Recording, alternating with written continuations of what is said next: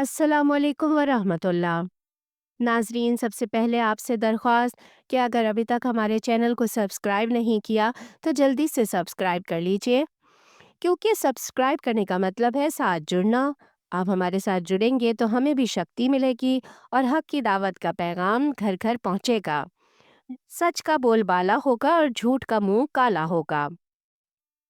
ناظرین، جیسا کہ آپ جانتے ہیں، ہم روزانہ ہی کسی نہ کسی کی اسلام قبول کرنے کی کہانی لے کر آپ کی خدمت میں حاضر ہوتے ہیں، اور ہمارے چینل سے ایسی ہی سبق آموز کہانیاں شیئر کی جاتی ہیں جن میں کسی اسلام قبول کرنے والی کی گہری ریسرچ اور دلائل ہوتے ہیں کہ اس نے کیوں اور کیسے اسلام قبول کیا، جن دلائل کی مدد سے دوسروں کو بھی اسلام کو سمجھنے میں مدد ملے۔ ہم ایسی کہانیاں شیئر کرنے سے اوائڈ کرتے ہیں جہاں لاجک کے بجائے لڑکے لڑکی کی محبت کا چکر ہو، صرف شادی کے لیے اسلام قبول کیا گیا ہو۔ اس لیے روزانہ ایک ایسی انسپائرنگ اسٹوری تلاش کرنا اور ترجمے کے بعد آپ کی خدمت میں پیش کرنا یقیناً ایک محنت طلب کام ہے، اور اللہ سے امید ہے کہ اللہ اس محنت کا صلہ ضرور دے گا، انشاءاللہ۔ بس آپ لوگوں سے درخواست ہے کہ ویڈیوز کے نیچے کمنٹ کر کے ہماری حوصلہ افزائی کر دیا کیجیے، تاکہ ہمیں اندازہ رہے کہ ہماری آڈینس کو ہماری کاوش و کوشش اچھی لگی۔ جزاک اللہ۔ تو آئیے بڑھتے ہیں آج کی ویڈیو کی جانب۔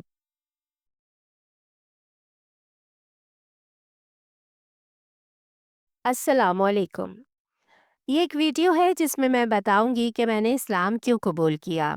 یہ اس وقت کی بات ہے جب میں 8ویں جماعت میں فیل ہو گئی تھی، دوبارہ وہی جماعت پڑھنی پڑی۔ اسی دوران میری دادی فوت ہو گئیں، جن سے کہ میں بہت محبت کرتی تھی، اور اب بھی اپنی دادی کی وفات کا غم میرے دل میں تھا۔ ویسے تو مجھے وقت اور تاریخ کا کوئی خاص احساس نہیں رہ گیا تھا، لیکن خیر، اس کے بعد سے میں روحانی سکون کی تلاش میں مختلف مذاہب کے بارے میں پڑھنے لگی تھی۔ مگر اس سے بھی پہلے میں نے انڈین اور عربی موسیقی سننا شروع کی۔ پھر 9/11 کا واقعہ ہوا، افغانستان اور عراق کی جنگیں ہوئیں، لیکن الحمدللہ ان سب کے باوجود بھی اسلام کے لیے میرے دل میں کوئی نفرت نہیں تھی۔ عربی میوزک سنتے سنتے 2002 میں مجھے عربی زبان سے دلچسپی پیدا ہونے لگی، اور میرا خیال ہے کہ یہ سب دھرم پریورتن کا سلسلہ وہیں سے شروع ہوا، کیونکہ میں نے اتفاقاً ایک عربی گانا ڈاؤن لوڈ کر لیا تھا۔ ستمبر میں جب 9ویں جماعت شروع ہوئی، تبھی میں نے عرب لوگوں کی تلاش شروع کی۔ میں نے انٹرنیٹ پر بہت سے عرب لڑکوں سے بات چیت شروع کی۔ لڑکیوں سے کبھی بات نہیں ہوئی، پتہ نہیں کیوں، شاید ملتی ہی نہیں تھی۔ ہم مذہب پر کبھی بات نہیں کرتے تھے، بس ایک دوسرے کے ملک کے بارے میں بات کرتے، اور ان کے ذہن میں جو امریکیوں کے بارے میں غلط فہمیاں تھیں وہ ختم ہو گئیں۔ میں نے اس وقت سے عربی جملے سیکھنے شروع کیے اور خود سے گانوں کے بولوں کے ذریعے سیکھتی رہی۔ اگرچہ میں روانی سے عربی نہیں بول سکتی اور قرآن کی عربی ابھی تک پوری طرح نہیں سمجھتی، لیکن میں اسے پڑھ سکتی ہوں، البتہ مطلب نہیں سمجھ پاتی۔ پہلا شخص جس مسلمان کے ساتھ میری آن لائن دوستی ہوئی، وہ دعوت دینے کے معاملے میں بالکل اچھا نہیں تھا۔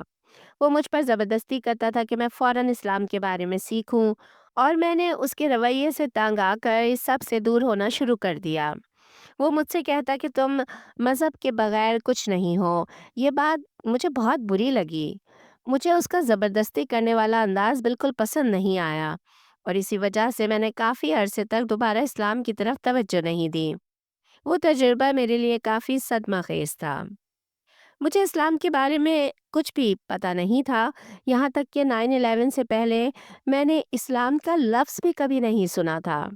میں نے کبھی نہیں سوچا کہ مسلمان کون ہوتے ہیں یا عرب لوگ کیا کرتے ہیں، کیونکہ میں خبریں نہیں دیکھتی تھی، اور اگر کبھی دیکھتی بھی تو میں ایسے گھرانے سے تعلق رکھتی تھی جو مختلف ثقافتوں اور زبانوں میں دلچسپی لیتا تھا۔ ہمیں ہمیشہ دوسروں کے بارے میں نئی چیزیں سیکھنا پسند تھا، اور مجھے کبھی یہ نہیں سکھایا گیا کہ جو کوئی دوسرا کہے اسے بس مان لیا جائے۔ مجھے ذہنی طور پر خود مختار ہونا سکھایا گیا تھا۔ جب میں نے انٹرنیٹ پر اسلام کے بارے میں پڑھنا شروع کیا تو بس بنیادی باتیں ہی پڑھیں۔ میں عیسائیت چھوڑ چکی تھی، کیونکہ میں نے خود سے سوال کیا کہ اگر عیسیٰ علیہ السلام خدا کے بیٹے ہیں تو پھر خدا ان کے باپ ہیں، تو کیا ہمیں بیٹے سے زیادہ باپ کی عبادت نہیں کرنی چاہیے؟ کیونکہ بیٹا تو باپ ہی کی تخلیق ہے۔ جب میں نے اپنے والد سے پوچھا، کیا آپ یقین رکھتے ہیں کہ عیسیٰ علیہ السلام خدا کے بیٹے ہیں؟ تو انہوں نے جواب دیا کہ میں اس بارے میں بات نہیں کرنا چاہتا۔ ایک دن میں نے اپنی خالہ سے پوچھا، جو بہت مذہبی عیسائی تھیں، کہ ہم چرچ کیوں جاتے ہیں؟ انہوں نے کہا تاکہ ہم الہامی کلام سنیں اور دوسرے عیسائیوں کے ساتھ رہیں۔ میں نے پوچھا، جب ہم خود بائبل گھر پر پڑھ سکتے ہیں تو ہمیں کسی پادری سے سننے کی کیا ضرورت ہے؟ ان کا جواب مجھے کبھی مطمئن نہیں کر سکا اور میں چرچ جانا ہمیشہ ناپسند کرتی تھی۔ پھر میں وکا یعنی جادوگری جیسے عقیدے میں دلچسپی لینے لگی، اور کبھی ہندو مت میں اور کبھی بدھ مت میں۔ لیکن اسلام میں مجھے وہ سب کچھ ملا جو میں پچھلے کچھ سالوں سے خود سے سوچتی اور مانتی آ رہی تھی۔ اس وقت میں کسی مذہب سے تعلق نہیں رکھتی تھی، لیکن خدا کے وجود پر میرا پختہ ایمان تھا۔ میں سوچتی تھی، عورتیں تنگ کپڑے کیوں پہنتی ہیں اور لوگ دنیاوی چیزوں جیسے فیشن اور برانڈز میں کیوں مگن رہتے ہیں؟ میں ان سب مادی چیزوں سے ہمیشہ الگ رہی۔ میرا باپ بھی کبھی نہیں چاہتا تھا کہ میں ایسے کپڑے پہنوں کہ جس میں جسم ظاہر ہو۔ اور ایک اور بات جو مجھے اسلام میں پسند آئی، وہ تھی اللہ کی وحدانیت، کہ اللہ کسی چیز سے مشابہ نہیں۔ ہم نہیں جانتے کہ اللہ کیسا ہے، نہ ہم تصور کر سکتے ہیں، مگر ہم یقین سے جانتے ہیں کہ وہ رحیم، سننے والا، جاننے والا، قدرت والا ہے۔ مجھے تقریباً 2 سال لگے یہ سمجھنے میں کہ اسلام ہی میرے لیے ہے اور مجھے مسلمان بننا ہے۔ حالانکہ میں اسلام میں وہ سب کچھ پا چکی تھی جو میں پہلے سے مانتی تھی۔ پھر بھی شاید مجھے ایک دھکا چاہیے تھا، اور وہ دھکا مجھے 2004 کی گرمیوں میں ملا، جب میں اپنے والد کے رشتہ داروں سے ملنے گئی۔ ویسے ایک زمانہ تھا کہ جب میرے والد بھی کبھی اسلام میں دلچسپی رکھتے تھے، مگر یہ الگ کہانی ہے جس کے بارے میں وہ ہمیں کبھی کچھ تفصیل نہیں بتاتے۔ ہم اپنے والد کے رشتہ داروں کے پاس ڈیٹرائٹ گئے، جو مشیگن میں واقع ہے، جہاں زیادہ تر عرب لوگ رہتے تھے۔ میں تو ایسے ہو گئی جیسے کسی بچے کو مٹھائی کی دکان میں لا کر چھوڑ دیا جائے اور کھل کر کھانے کی آزادی دی جائے، کیونکہ مجھے عرب لوگ بہت پسند تھے، مگر میں نے کبھی کسی عرب سے بالمشافہ بات نہیں کی تھی، اس لیے میں بہت خوش تھی۔ وہاں میں نے پہلی بار مسلم عورتوں کو دیکھا۔ ایک عورت حجاب میں تھی۔ میں نے دل میں کہا، ماشاء اللہ کتنی خوبصورت۔ لیکن جو منظر آج تک میرے ذہن میں ہے، ایک عورت جو مکمل طور پر سیاہ لباس میں تھی، سر سے پاؤں تک ڈھکی ہوئی، بس اس کی اینک نظر آ رہی تھی۔ میں نے سوچا، سبحان اللہ کتنی باوقار لگ رہی ہے۔ اسے دیکھ کر محسوس ہوا کہ عورت کو خوبصورت لگنے کے لیے تنگ جینز یا کھلے کپڑوں کی ضرورت نہیں، وہ خود اپنی نسوانیت میں مکمل تھی، شائستہ، خوبصورت، عزت دار۔ میں سوچنے لگی، اس کا منہ تو چھپا ہوا ہے، وہ کھانا کیسے کھاتی ہوگی؟ کیا وہ کھانا ساتھ لے جاتی ہے یا نقاب اٹھا کر کھاتی ہے؟ بس وہی لمحہ تھا جب میں نے اسلام کو مزید سنجیدگی سے پڑھنا شروع کیا۔ ویسے 2003 میں نے اپنے آن لائن عرب دوستوں کے ساتھ رمضان بھی انجوائے کیا۔ میں ان سے مذاق کرتی تھی، ان کے روزے کے وقت کھانے پینے والی تصویریں بھیج کر انہیں چڑھاتی تھی، لیکن 9 میں سے 10 بار یہ ناکام رہا، کیونکہ وہ مجھ سے 7 گھنٹے آگے ہوتے تھے اور بات کرنے سے پہلے ہی افطار کر چکے ہوتے تھے۔ میں نے خود 2004 میں غیر مسلم ہونے کے باوجود روزے رکھے تھے، لیکن صرف 2 ہفتے ہی رکھ پائی۔ میں نے صرف 2 ہفتے روزے رکھے، اور یہ میرے لیے بالکل آسان نہیں تھا۔ جب میں نے 2005 میں مسلمان ہو کر روزے رکھے تو بھی میں مکمل نہیں رکھ پائی تھی۔ میں نے تقریباً اتنے ہی روزے رکھے تھے، لیکن ماشاء اللہ 1 سال بعد 2006 میں تو بہت شاندار تجربہ رہا۔ الحمدللہ میں نے پورا مہینے روزے رکھے۔ اس کے لیے مجھے بہت ہمت اور عزم کی ضرورت تھی، اور یہ بات بہت کچھ بتاتی ہے میرے بارے میں بھی اور اسلام کے بارے میں بھی۔ میں ان لوگوں میں سے ہوں جنہیں ہر 3 گھنٹے بعد کچھ نہ کچھ کھانا ہوتا ہے، اور درمیان میں بھی کچھ نہ کچھ کھاتی رہتی ہوں۔ لیکن جب میں نے شہادت یعنی ایمان کی گواہی دی، اشہد ان لا الہ الا اللہ، یعنی میں گواہی دیتی ہوں کہ اللہ کے سوا کوئی معبود نہیں، وَأَشْهَدُ أَنَّ مُحَمَّدًا رسول اللہ، یعنی میں گواہی دیتی ہوں کہ محمد صلی اللہ علیہ وآلہ وسلم اللہ کے رسول ہیں۔ تو وہ لمحہ بہت جذباتی اور نروس کر دینے والا تھا۔ میں اپنے دوست کے گھر پر تھی اسکول کے بعد، اور مجھے یقین نہیں آ رہا تھا کہ میں اپنی زندگی میں اتنا بڑا فیصلہ کرنے جا رہی ہوں۔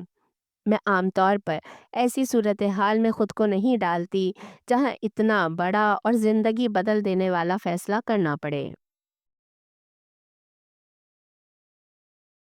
دین بدلنا بہت بڑی بات ہوتی ہے، لیکن مجھے معلوم تھا کہ میرے والدین اور میری بہن میرے اسلام قبول کرنے پر زیادہ رد عمل نہیں دیں گے، کیونکہ اسلام سے پہلے بھی میں کئی دھرم بدل چکی تھی۔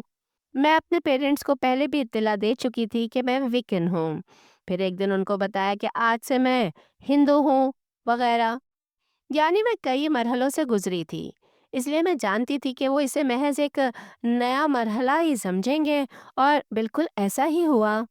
میری ماں نے کہا ٹھیک ہے جیسا تم چاہو۔ جب میں نے کہا نہیں میں واقعی سنجیدہ ہوں، تو انہوں نے کہا میں اس پر کیا کہہ سکتی ہوں، کم از کم یہ تو اطمینان ہے کہ تم یہ تو نہیں کہہ رہی کہ تم رات 3 بجے تک پارٹی کرنے اور شراب پینے جا رہی ہو۔ میرے والد نے مذاق میں کہا تم میرے نقش قدم پر چل رہی ہو، کیونکہ وہ خود بھی میری عمر میں اسلام میں دلچسپی لے چکے تھے۔ میری بہن نے بس ایک لفظ کہا، اوہ اچھا۔ بس ایک شخص تھی جس کے بارے میں مجھے تھوڑا فکر تھا، میری خالہ، کیونکہ وہ بہت مذہبی عیسائی تھیں، لیکن انہوں نے بس مجھ سے چند سوال کیے۔ تم کس کی عبادت کرتی ہو؟ تم کس سے دعا کرتی ہو؟ میں نے حیرت سے کہا خدا سے۔ انہوں نے کہا اچھا، بس اتنا ہی، اور جاتے جاتے کہا کہ اپنا حجاب صحیح طرح باندھنا، بندھانا اسٹائل میں۔ میں نے اسلام قبول کرنے سے پہلے ہی اپنے لباس میں تبدیلی شروع کر دی تھی، یعنی پہلے میں آدھی آستین والی قمیض اور جینز پہنتی تھی، پھر میں نے لمبی آستین والی قمیضیں اور جینز پہننا شروع کی۔ اسلام قبول کرنے کے وقت میرے پاس حجاب نہیں تھا۔ پھر گرمیوں میں جب میں بچوں کی دیکھ بھال کا کام کر رہی تھی اور نیو یارک میں اپنی خالہ کے گھر رہ رہی تھی، تو میں نے کچھ دکانیں تلاش کیں، اور اتفاق سے بروکلین میں ایک پوری سڑک اسلامی دکانوں سے بھری ہوئی مل گئی۔ میرا منہ حیرت سے کھل گیا۔ اگر میں کارٹون ہوتی تو شاید جبڑا زمین پر آ گرتا۔ میں نے کچھ حجاب خریدے اور فوراً پہن لیے۔ جب میں نے حجاب پہنا تو میں نے خود کو بہت زیادہ پر اعتماد محسوس کیا، حالانکہ میں پہلے بھی اپنی ظاہری شکل کی زیادہ پرواہ نہیں کرتی تھی، لیکن حجاب نے میرے اندر وہ خود اعتمادی پیدا کی جو مجھے کسی کی پرواہ نہیں والے رویے سے کبھی نہیں ملی تھی۔ البتہ کچھ اوقات میں نے حجاب اتار بھی دیا، مگر ہر بار اللہ نے مجھے کسی نہ کسی واقعے کے ذریعے یہ سمجھایا کہ حجاب کی اہمیت کیوں ہے۔ ایک بار میں نے بغیر حجاب ٹینک ٹاپ اور تنگ جینز پہن رکھی تھی، اور میرے سامنے ایک شخص آیا جو 30 برس کا ہوگا، جو مجھے بچپن سے جانتا تھا کیونکہ اس کی والدہ اور میری دادی دوست تھیں۔ اس نے کہا کہ میں نے تمہیں بچپن سے نہیں دیکھا تھا، تم تو بڑی ہو گئی ہو، اور تمہارا جسم بہت بھرا بھرا ہے۔ وہ میرے جسم کے بارے میں تفصیل سے بات کرنے لگا۔ میں شرمندگی سے بھر گئی۔ اگلے دن میں نے فوراً حجاب پہن لیا اور دل میں کہا اے اللہ، میں سمجھ گئی کہ آپ کیا سمجھانا چاہتے تھے۔ پھر جب میں 11ویں جماعت میں پہنچی تو اسکول میں جب بھی میں کلاس میں داخل ہوتی یا راہداری سے گزرتی تو بہت سے لوگ ہنستے اور سرگوشیاں کرتے۔ تقریباً 2 ہفتے بعد لوگ عادی ہونے لگے اور یہ سب کچھ کم ہو گیا، لیکن کچھ لڑکے مجھے گریم ریپر یعنی موت کا فرشتہ کہنے لگے، حالانکہ وہ خود ایسی حالت میں نہیں تھے کہ کسی اور پر ہنس سکیں۔ لوگ گزرتے ہوئے کہتے یہ کیا چیز ہے، یہ کیا پہن رکھا ہے، اس کے چہرے پر کیا ہے، اور پھر کہہ کہے اور بہت سارے کہہ کہے۔ اسلام نے مجھے یہ احساس دلایا کہ میری ماں کے ساتھ میرا برتاؤ ناقابل معافی تھا۔ اسلام نے مجھے سکھایا کہ چاہے میری ماں کچھ بھی کہے یا کرے جس سے میں متفق نہ بھی ہوں، وہ ہمیشہ میری ماں رہے گی اور میں کبھی اس کا حق ادا نہیں کر سکتی۔ پہلے میں بہانے بناتی تھی کہ میں وقت سے پہلے پیدا ہوئی، ماں نے نارمل ڈیلیوری نہیں کی، اس نے میرے لیے زیادہ تکلیف نہیں جھیلی، یعنی میں ماں ہونے کے اس کے حق کو کم کر کے دیکھتی تھی۔ لیکن اسلام قبول کرنے کے بعد مجھے اپنے رویے پر شرمندگی ہوئی۔ استغفر اللہ، اللہ مجھے معاف کرے۔ بہت سے لوگ کہتے ہیں کہ اسلام مردوں کا مذہب ہے اور اس میں مردوں کو سب حقوق ملے ہیں، عورتوں کو نہیں۔ لیکن حقیقت یہ ہے کہ اسلام ہی نے مجھے یہ سکھایا کہ ماں کے ساتھ بدتمیزی یا بے ادبی کا کوئی جواز نہیں۔ اسلام نے مجھے یہ سمجھایا کہ چاہے میرا خاندان میرے ساتھ تعلق کم رکھے، میرا فرض ہے کہ میں رشتہ جوڑے رکھنے کی کوشش کرتی رہوں، اور یہی وہ وجہ تھی جس کی بنا پر میں نے اسلام قبول کیا۔ اگر کسی کے ذہن میں کوئی سوال ہو تو وہ مجھ سے کمنٹ سیکشن میں پوچھ سکتا ہے۔ اگر سوال بادب اور مناسب ہوا تو انشاءاللہ میں ضرور جواب دوں گی۔ السلام علیکم۔